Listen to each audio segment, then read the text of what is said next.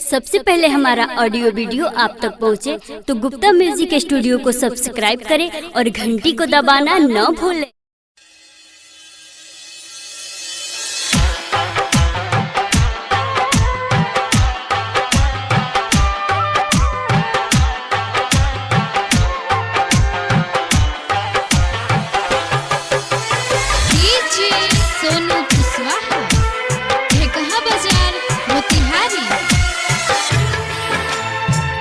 Maithili star Gupta music studio कसमा मरार।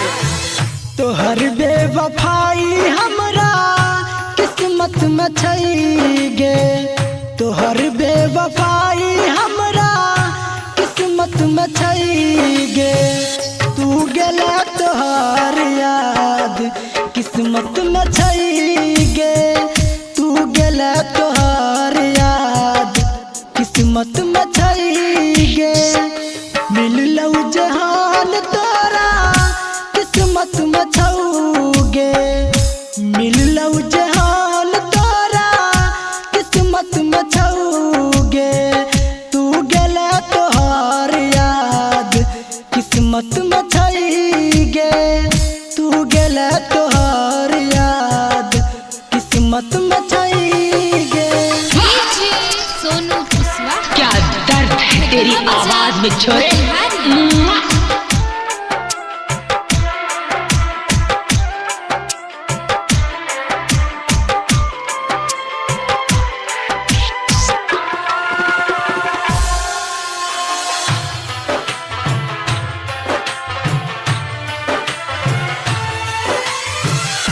अब तोरा बिना कोना दिल के मने बई, अब के कराल सारा सपना सजे बई।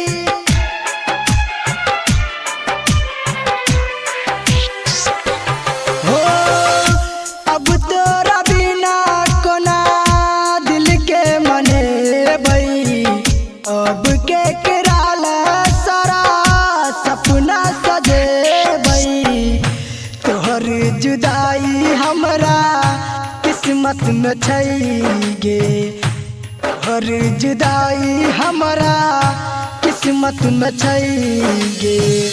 तू गेला तोहर याद किस्मत में छईगे, तोहर बेवफाई हमरा किस्मत में छईगे।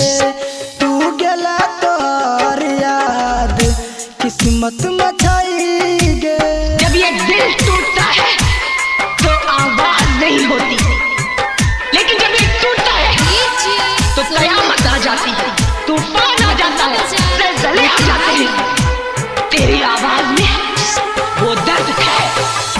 राइटर संजीव बात बुझ ही रे भाई, लालन के जिंदगी आब भेलई तबाही। दर्द तेरी मोहब्बत के साथ ये दुनिया वाले क्या इंसाफ करेंगे। हो राइटर संजीव बात बुझ ही रे भाई, लालन के जिंदगी आब भेलई तबाही। हमर याद तो हर किस्मत में छऊगे, दिनेश के याद तो हर किस्मत में छऊगे।